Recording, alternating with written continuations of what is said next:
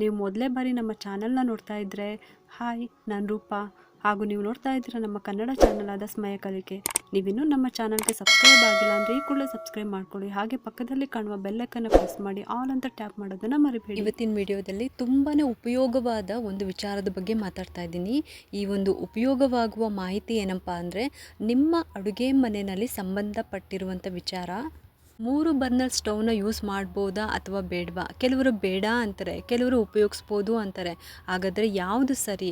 3 ಬರ್ನಲ್ಲಿರುವ ಸ್ಟವ್ನ ನೀವು ತೊಗೋಬೇಕು ಅಂತ ಇದ್ದರೆ, ಆದರೆ ಇದನ್ನು ತೊಗೋಬಹುದಾ ಅಥವಾ ಬೇಡವಾ ಅಂತ ಏನಾದರೂ ನಿಮಗೆ ಅನುಮಾನ ಇದೆಯಾ, ಗೊಂದಲ ಇದೆಯಾ? ಇದು ತೊಗೊಂಡ್ರೆ ಒಳ್ಳೆಯದಾ ಅಥವಾ ಕೆಟ್ಟದ್ದಾ? ವಾಸ್ತು ಪ್ರಕಾರ ಸುರಕ್ಷಿತನಾ ಇದು?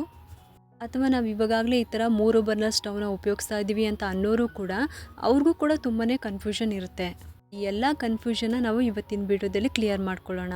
ಹಿಂದಿನ ಕಾಲದಲ್ಲಿ ಒಲೆಯಲ್ಲಿ ಅಡುಗೆ ಮಾಡ್ತಾಯಿದ್ರು. ಆಮೇಲೆ ಸೀಮೆ ಎಣ್ಣೆ ಸ್ಟವ್ ಬಂತು. ಆ ಒಂದು ಸ್ಟವ್ನಲ್ಲೂ ಮನೆ ಮಂದಿಗೆಲ್ಲ ಅಡುಗೆನ ಮಾಡ್ತಾಯಿದ್ರು. ಸ್ನಾನಕ್ಕೂ ಕೂಡ ಅದರಲ್ಲೇ ನೀರನ್ನು ಕಾಯಿಸ್ತಾಯಿದ್ರು. ಅಡುಗೆ ಕೂಡ ಅದರಲ್ಲೇ ಮಾಡಬೇಕಾಗಿತ್ತು. ಆದರೂ ಕೂಡ ಸಮಯಕ್ಕೆ ಸರಿಯಾಗಿ ಮನೆಯಲ್ಲಿ ಎಷ್ಟೇ ಜನ ಇದ್ದರೂ ಮನೆಯಲ್ಲೇ ಅಡುಗೆನ ಮಾಡ್ತಾಯಿದ್ರು. ಆಮೇಲೆ ಕಾಲ ಬದಲಾದಂಗೆ ಗ್ಯಾಸ್ ಸ್ಟವ್ ಬಂತು. ಈಗ ಎಲ್ಲ ಹಳ್ಳಿಗಳಲ್ಲೂ ಕೂಡ ಪ್ರತಿಯೊಬ್ಬರ ಮನೆಯಲ್ಲೂ ಕೂಡ ಗ್ಯಾಸ್ ಸ್ಟವ್ನ ಉಪಯೋಗಿಸ್ತಾರೆ. ಆಗ 2 ಒಲೆಯ ಗ್ಯಾಸ್ ಸ್ಟವ್ ಬಂತು. ಆಗ ಅಡುಗೆ ಕೆಲಸ ಬೇಗ ಆಗೋ ಥರ ಆಯಿತು. ಜನರು ಹೆಚ್ಚಾಗಿ ಖರೀದಿ ಮಾಡೋದಕ್ಕೆ ಶುರು ಮಾಡಿದ್ರು, ಉಪಯೋಗಿಸೋದಕ್ಕೆ ಶುರು ಮಾಡಿದ್ರು. ಆದರೆ ಖರೀದಿ ಮಾಡೋದೇ ಆಗಿರ್ಬೋದು ಅಥವಾ ಉಪಯೋಗಿಸೋದೇ ಆಗಿರ್ಬೋದು, ಈ ರೀತಿ ಮಾಡುವಾಗ ಒಂದು ಬಿಸ್ನೆಸ್ ಮಾಡೋರೇ ಆಗಿರ್ಬೋದು, ಅದರಲ್ಲಿ ಹೊಸ ಹೊಸ ಪ್ರಯತ್ನವನ್ನು ಮಾಡ್ತಾ ಇರ್ತಾರೆ. 2 ಒಲೆ ಇದ್ದಿದ್ದು 3 ಒಲೆ ಆಯಿತು. ಆಗಲೂ ಕೂಡ ತುಂಬ ಜನ ಇದನ್ನು ಉಪಯೋಗಿಸೋದಕ್ಕೆ ಶುರು ಮಾಡಿದ್ರು. ಇವಾಗ 4 ಮತ್ತು 5 ಬರ್ನರ್ ಇರುವಂಥ ಸ್ಟವ್ನು ಕೂಡ ಬಂದಿದೆ. ಇಲ್ಲಿ ನಾವು ಒಂದು ತಿಳ್ಕೊಳ್ಬೇಕಾಗಿರೋ ವಿಚಾರ ಆದರೂ ಏನು ಅಂದರೆ, ಸ್ವಂತ ಮನೆ ಇರೋರು ಅದಕ್ಕೆ ತಕ್ಕಂತೆ ಅಡುಗೆ ಮನೆನ ರೆಡಿ ಮಾಡ್ಕೊಂಡಿರ್ತಾರೆ. ಗ್ಯಾಸ್ ಸ್ಲ್ಯಾಬ್ಸ್ ಏನಿರುತ್ತೆ, ಗ್ಯಾಸ್ ತಟ್ಟೆಗಳೇನಿರುತ್ತೆ, ಅದನ್ನು ಕೂಡ ಸ್ಟವ್ ಅಳತೆಗೆ ರೆಡಿ ಮಾಡಿಸ್ಕೊಂಡಿರ್ತಾರೆ. ಆದರೆ ಬಾಡಿಗೆ ಮನೆಯಲ್ಲಿರೋರು ಈ ಥರ ಅನುಕೂಲನ ಮಾಡ್ಕೊಳ್ಳೋದಕ್ಕೆ ಆಗೋದಿಲ್ಲ. ನಾವು ಹೋಗುವಂಥ ಮನೆ ಹೇಗಿರುತ್ತೋ ಅಲ್ಲಿಗೆ ನಾವು ಅಡ್ಜಸ್ಟ್ ಆಗಬೇಕಾಗತ್ತೆ ಅಲ್ವಾ? ಇದಕ್ಕೋಸ್ಕರ 3 ಒಲೆ ಇರುವ ಸ್ಟವ್ಗಳು ಯಾವುದೇ ಮನೆಗೆ ಆದರೂ, ಎಂಥದ್ದೇ ಅಡುಗೆ ಮನೆ ಚಿಕ್ಕದೇ ಇದ್ದರೂ ಅಥವಾ ದೊಡ್ಡದೇ ಇದ್ದರೂ ಅದಕ್ಕೆ ಅಲ್ಲಿಗೆ ಅಡ್ಜಸ್ಟ್ ಆಗುತ್ತೆ. ಮತ್ತು ಅಡುಗೆ ಮಾಡುವಾಗಲೂ ಅಷ್ಟೇ, 3 ಒಲೆ ಇರುವಂಥ ಸ್ಟವ್ನಲ್ಲಿ ಒಂದು ಪಾತ್ರೆ ಇಡೋದಕ್ಕೂ ಇನ್ನೊಂದು ಪಾತ್ರೆ ಇಡೋದಕ್ಕೂ ಡಿಸ್ಟೆನ್ಸ್ ಅಂದರೆ ಗ್ಯಾಪ್ಗಳು ಕರೆಕ್ಟಾಗಿರುತ್ತೆ. ಒಂದು ಪಾತ್ರೆಗೂ ಇನ್ನೊಂದು ಪಾತ್ರೆಗೂ ತಾಗೋದೇ ಆಗಿರ್ಬೋದು, ಇಲ್ಲ ನಮ್ಮ ಕೈಯನ್ನು ಕೂಡ ತಾಗಿಸ್ಕೊಳ್ಳೋದೇ ಆಗಿರ್ಬೋದು, ಯಾವುದೇ ರೀತಿ ಆಗೋದಿಲ್ಲ. ಆರಾಮ್ಸೆ ನಾವು ಅಡುಗೆನ ಮಾಡ್ಬೋದು. ಆದರೆ ಇವಾಗ 4 ಬರ್ನರ್ ಇದ್ದರೂ ಕೂಡ ಕೆಲಸ ಬೇಗ ಆಗುತ್ತೆ ಅಂತ ಅಂದ್ಕೊಂಡ್ರೂ ಕೂಡ ಯಾವುದೇ ರೀತಿ ನಾವು ಗ್ಯಾಸನ್ನು ಉಳಿತಾಯ ಮಾಡೋದಕ್ಕೆ ಆಗೋದಿಲ್ಲ. ಟೈಮ್ ಉಳಿತಾಯ ಮಾಡ್ಬೋದು ಅಷ್ಟೇ.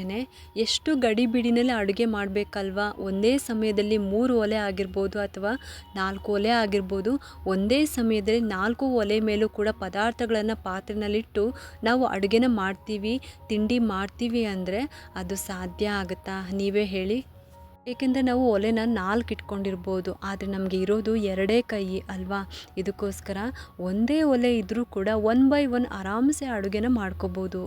ಹೆಚ್ಚು ಅಂದರೆ ನಮಗೆ ಪ್ರತಿದಿನಕ್ಕೆ ಉಪಯೋಗಕ್ಕೆ ಬರೋದೇ 2 ಒಲೆ ಮಾತ್ರ.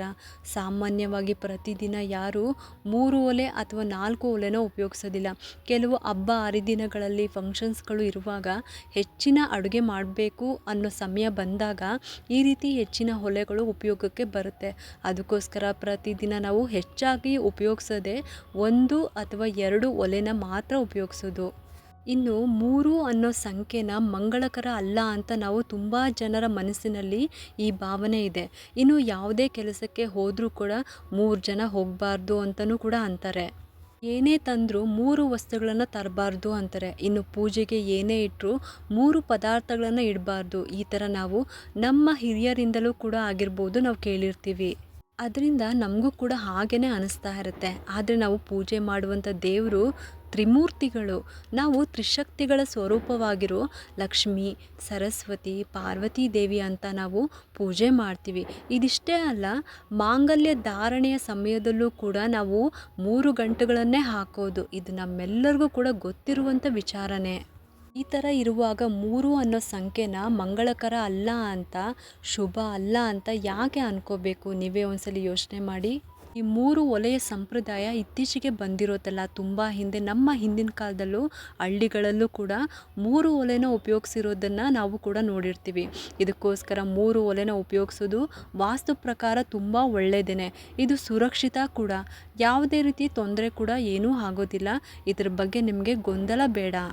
ಇನ್ನು ನಿಮಗೆ ವಿವರವಾಗಿ ಹೇಳಬೇಕು ಅಂದರೆ ಆಗ್ನೇಯ ಮೂಲೆಯಲ್ಲಿ ಅಡುಗೆ ಮನೆ ಬರಬೇಕು. ಅಗ್ನಿ ಮೂಲೆಯಲ್ಲಿ ಸ್ಟವ್ನ ಇಟ್ಕೋಬೇಕು. ಪೂರ್ವಕ್ಕೆ ಮುಖ ಮಾಡಿ ನಿಂತು ಪ್ರತಿದಿನ ಅಡುಗೆನ ಮಾಡಬೇಕು. ಇದು ವಾಸ್ತು ಪ್ರಕಾರ ಇರುವಂಥ ಅಡುಗೆ ಮನೆಗೆ ಸಂಬಂಧಪಟ್ಟ ಅಂಶಗಳು. ಆದರೆ ಯಾವುದೇ ರೀತಿಯಲ್ಲೂ 3 ಬರ್ನಲ್ ಗ್ಯಾಸ್ ಸ್ಟವ್ನ ಉಪಯೋಗಿಸ್ಬಾರ್ದು ಅನ್ನೋದ್ರ ಬಗ್ಗೆ ಎಲ್ಲೂ ಕೂಡ ದಾಖಲೆ ಇಲ್ಲ. ಇದಕ್ಕೋಸ್ಕರ ಇದನ್ನು ಉಪಯೋಗಿಸೋದ್ರಿಂದ ಯಾವುದೇ ರೀತಿ ತೊಂದರೆ ಕೂಡ ಇಲ್ಲ.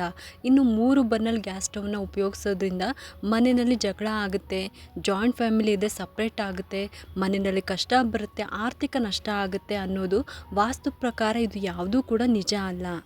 ನಾವು ಇನ್ನು 4 ಒಲೆ ಮತ್ತು 5 ಒಲೆನ ಆ ಸ್ಟವ್ಗಳನ್ನ ಖರೀದಿ ಮಾಡಬೇಕಾದ್ರೂ ಅಷ್ಟೇ ಅವ್ರು ಹೇಳ್ತಾರೆ ಗ್ಯಾಸ್ ಉಳಿತಾಯ ಆಗುತ್ತೆ, ಟೈಮ್ ಉಳಿತಾಯ ಆಗುತ್ತೆ, ಬೇಗ ಅಡುಗೆ ಆಗುತ್ತೆ, ಅದು ವ್ಯಾಪಾರದ ಧರ್ಮ ಅವ್ರು ಹೇಳ್ತಾರೆ. ಆದರೆ ಯಾವುದೇ ಕಾರಣಕ್ಕೂ ಅಷ್ಟೇ ನಾವು ಎಷ್ಟು ಕ್ವಾಂಟಿಟಿನಲ್ಲಿ ಅಡುಗೆ ಮಾಡ್ತೀವೋ ಅಷ್ಟು ಗ್ಯಾಸ್ ಖರ್ಚು ಆಗೇ ಆಗುತ್ತೆ.